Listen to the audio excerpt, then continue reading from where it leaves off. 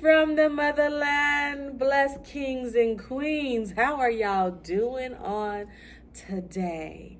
So, welcome to another episode on our Take Back Fridays. This is week 3 of our Black History Love Month, and I'm going to pick those 3 names again. We're going to pick 3 more names to show some love and shine some light on and recognize those. So I guess it's gonna be me today. My daughter didn't want to join me today, so that's okay. But y'all get on into the earrings, y'all. I like my earrings with the afro. Go on, queen. Okay, anyway, I'm gonna pick my 3 names so we can get started. So here we go. Okay. Joe Louis is going to be one of them. Let's get another one.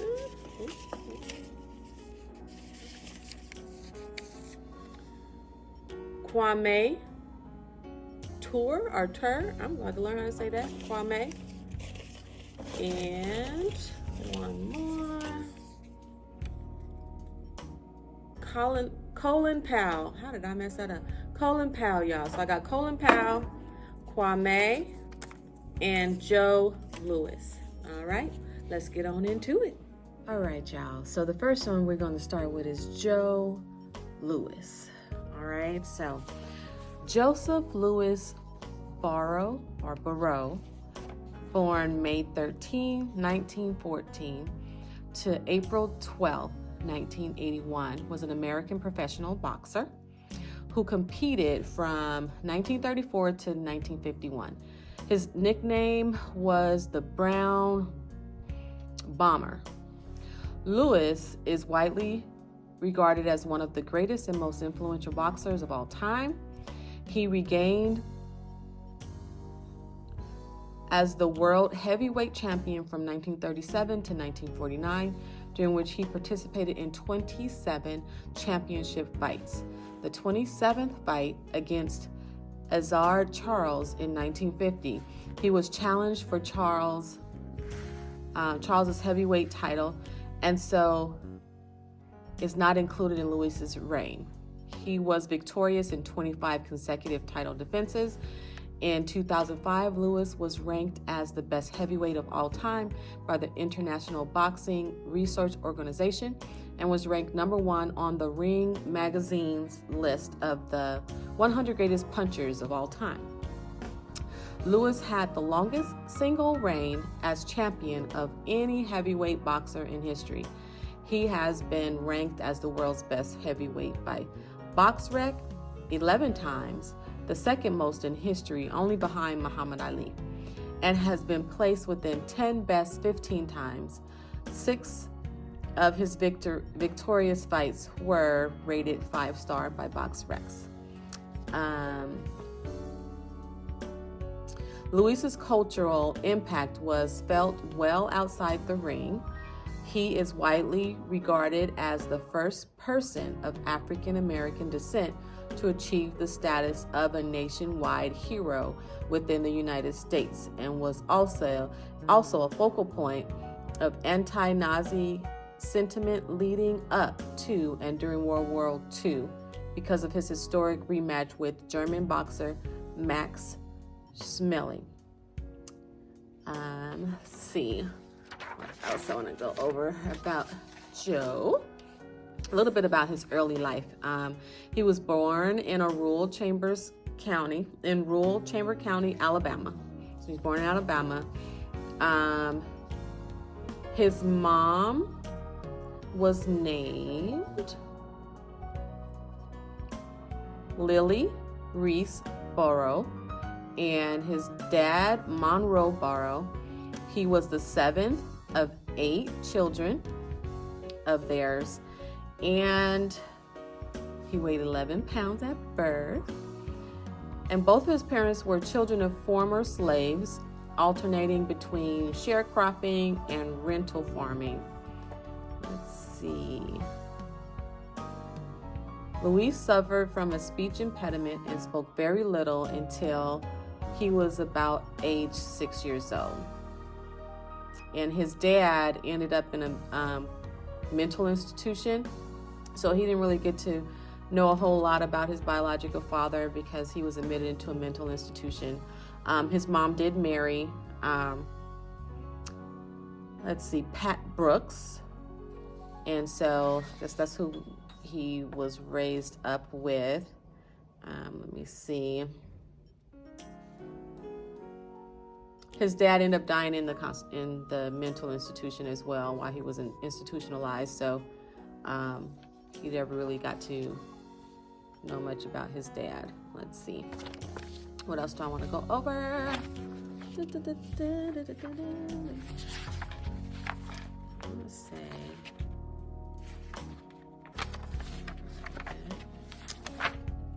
Okay. One thing I wanted to mention was his professional golf. So another one of his passions was playing golf, and he did professional golf. And he was also played as in a historical role in golf. So that was pretty cool to know that he was into that. Let me see. A quote of his: "I did the best I could with what I had." All right. And I think I just have a few more about Lewis. Let's see. He had 2 children by wife Marva Trotter. They divorced in 1945, but then they remarried a year later. And then 2 years after that, a few years after that, they divorced again. Marva, his wife, she went back into acting, moved into acting and modeling and stuff like that, started doing some other things. He then married a Rose Morgan in 1955, but they said the marriage was annulled, so it was as if it didn't exist. And then he finally married Martha Jefferson, a lawyer from Los Angeles, in 1959, and they stayed married until he passed away. They had 4 children with them, and then he had his other children. Let's see. All right, let's see. Another thing I want to mention real quick is that he was on some film and television. So Lewis appeared in 6 full-length films and 2 shorts, which was pretty cool. I want to say that's all I have to say about that. Yes. So Joe Louis, famous boxer. All right. More information? Look up some more. All right. Let's go on into our next one.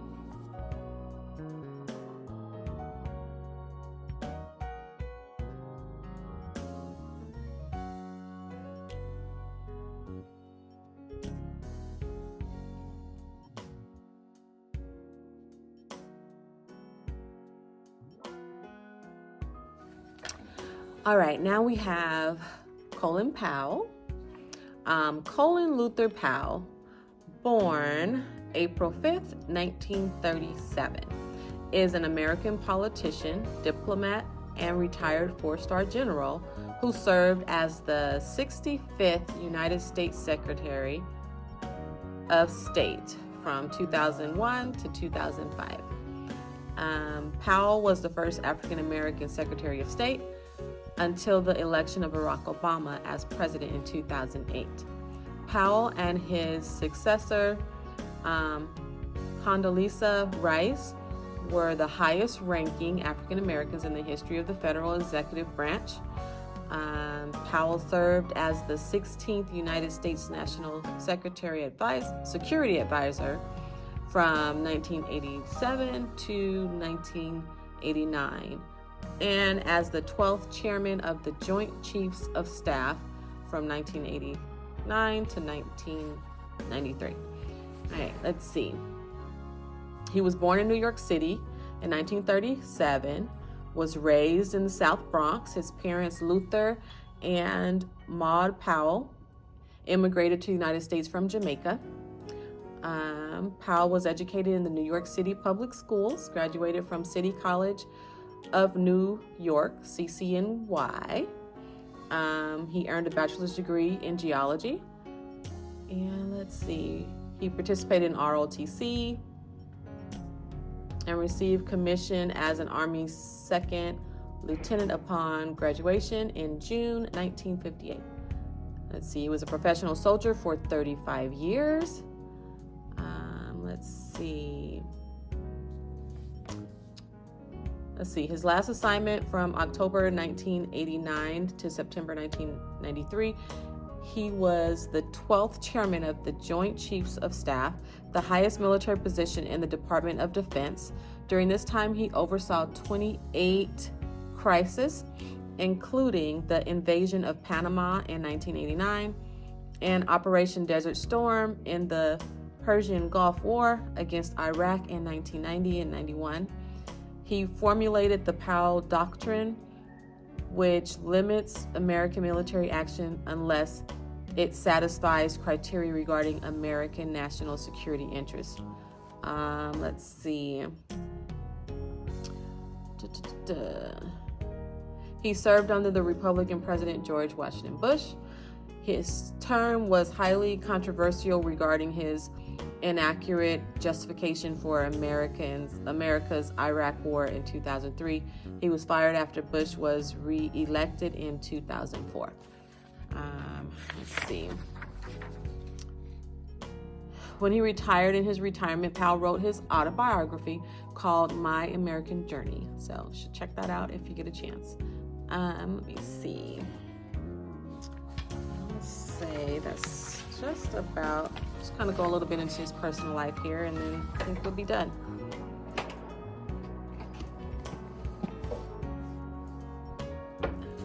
Okay, so personal life. Powell married Alma Johnson on August 25th, 1962. Their son, Michael Powell, was the chairman of the Federal Communications Commission from 2001 to 2005. His daughters are Linda Powell, an actress, and Anna Marie Powell. As a hobby, Powell restores old Volvos and Saab cars. In 2013, he faced questions about a relationship with a Romanian diplomat after a hacked AOL email account had been made public. He acknowledged a very personal email relationship, but denied further involvement. So, that's pretty much all it says about that. He has a whole lot of medals and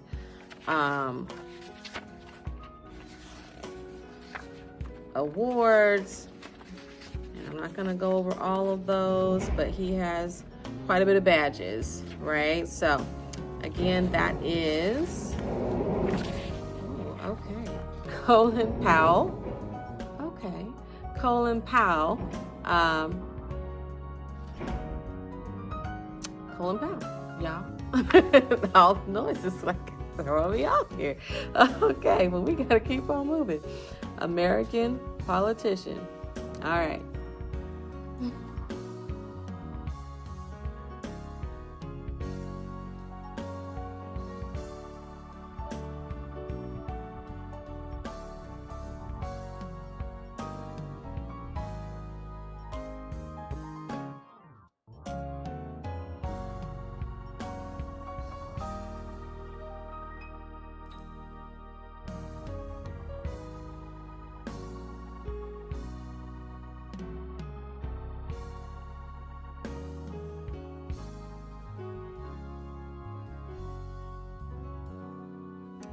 All right, y'all, here's our last one for this week, and that is Kwame Ture. Born Stokely, Standiford, Churchill, Carmichael, June 29th, 1941 to November 15th, 1998. He was a prominent organizer in the civil rights movement in the United States and the global Pan-African movement. He was born in Trinidad. He grew up in the United States from the age of 11 and became an activist while attending the Bronx High School of Science. He was a key leader in the development of the Black Power movement, first while leading the Student Nonviolent Coordinating Committee, SNCC, then as the honorary prime minister of the Black Panther Party, and last as the leader of the All African People's Revolutionary Party. Carmichael was one of the original SNCC Freedom Riders in 1961 under Diane Nash's leadership. Carmichael became one of the most popular and controversial Black leaders in the late 1960s. J. Edgar Hoover, director of the FBI, secretly identified Carmichael as the man most likely to succeed Malcolm X as America's Black Messiah. The FBI targeted him for personal destruction through its COINTELPRO program. So Carmichael moved to Africa in 1968. He reestablished himself in Ghana and then Guinea by 1969. There he adopted the name Kwame Ture. Right? A little bit about his early years. They immigrated to the United States when he was 2, and he was raised by his grandmother and 2 aunts, and he had 3 sisters. His mom's name was Mabel Carmichael. She was a stewardess for a steamship line, and his father, Adolphus, was a carpenter who also worked as a taxi driver. Let's see.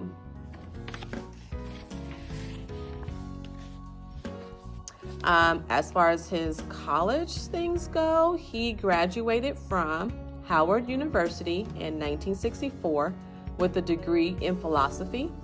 And after that, he was offered a full graduate scholarship to attend Harvard University, but he turned that one down. Let's see here.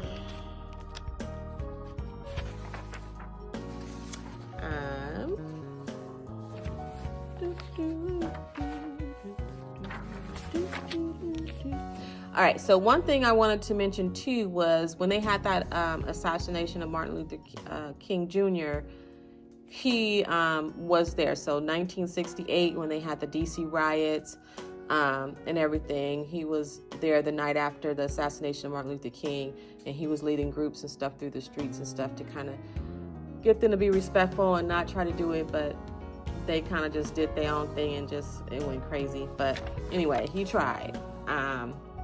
Let's see, he was married. He married Miriam Makeba, a noted singer from South Africa. They left the U.S. and they went to Guinea the next year, and they did end up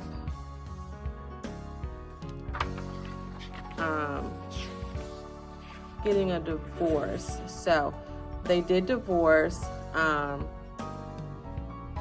after they separated in 1973. Later, he married Miss Berry, a Guinean doctor. She was a doctor. Okay, they divorced sometime after having a son, and he ended up getting ill.